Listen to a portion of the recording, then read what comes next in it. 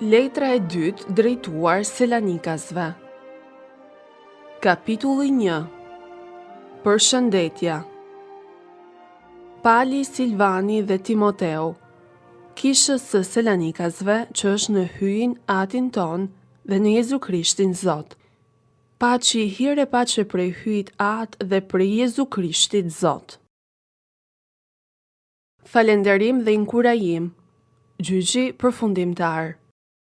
Vëllezër, gjithmonë na duhet ta falenderojmë hyjin për ju, sikurse është e drejtë, sepse jashtëzakonisht rritet feja juaj dhe shtohet dashuria e secilit prej jush kundrejt njëri tjetrit, aq sa ne mburremi me ju në të gjitha kishat e hyjit për arsye të qëndresës dhe të fesë suaj, ndër të gjitha salvimet dhe vështirësitë që ju me duresi mbartni.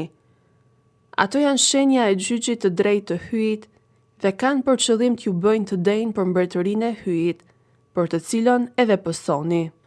E një mend, është e drejtë që hyji t'u jap mundim atyre që ju salvojnë, kurse juve të salvuarve, t'ju dhuroj bashkë me ne pushimin në ditën e zbulesës së Zotit Jezus, kur të vi prej qiellit bashkë me engjëjt e pushtetit të vet, me zjarr të ndezur flak, dhe t'u hakmerret atyre që nuk duan ta njohin hyjin, dhe atyre që nuk duan ta dëgjojnë ungjillin e Jezusit Zotit ton.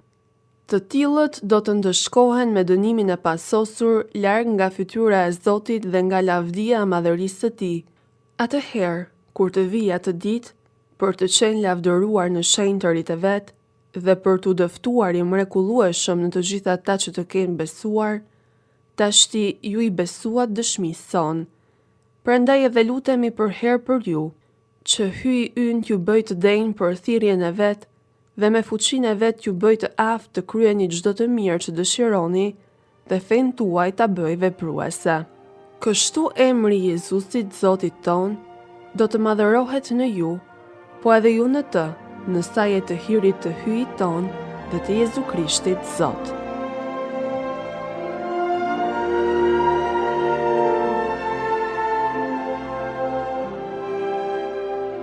Kapitulli 2. Ardhja e Zotit dhe shenjat e saj.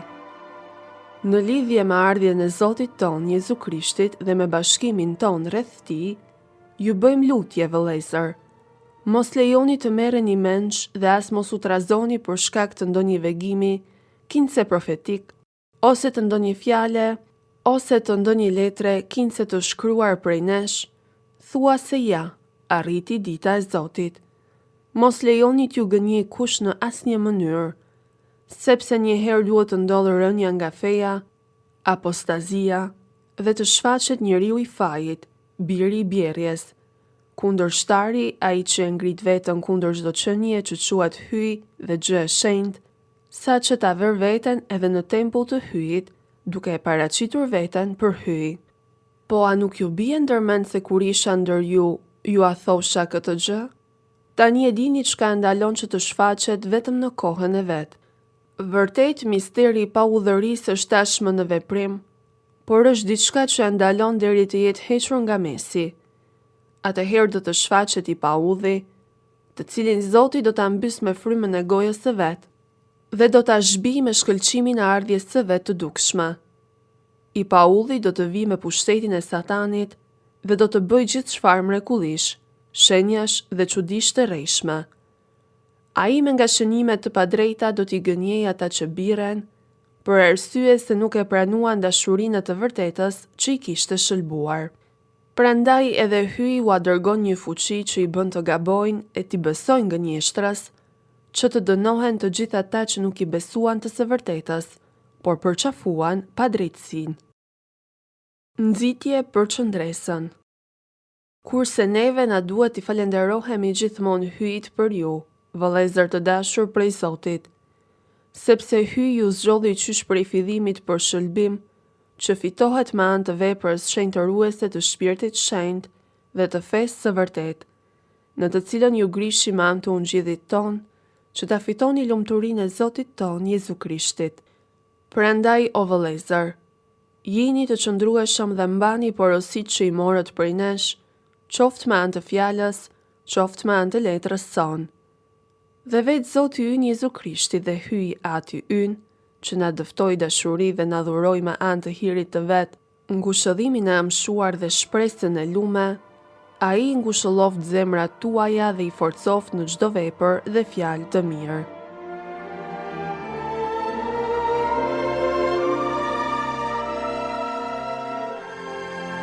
Kapitulli 3. Lutoni për ne.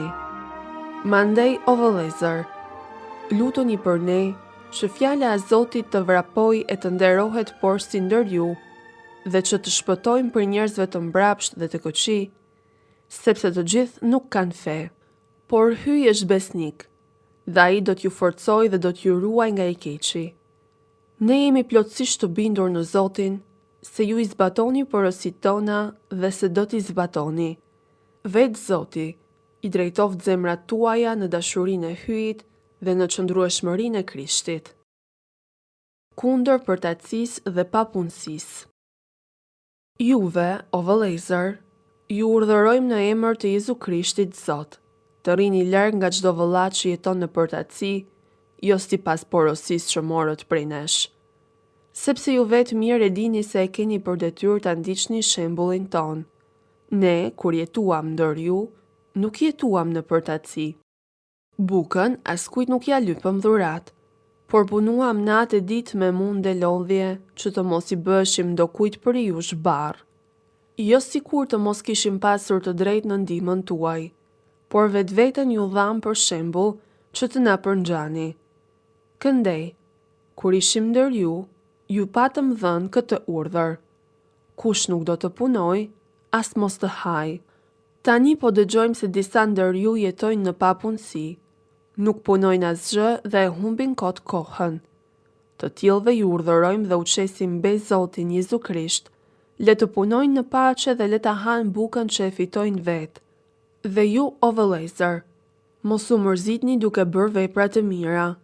Në qoftë se ndokush nuk i bindet fjalës sonë në këtë letër, shënojeni dhe mos u shoqëroni me të që të turpërohet, por mos e mbani për armik dhe këshillojeni si vëlla.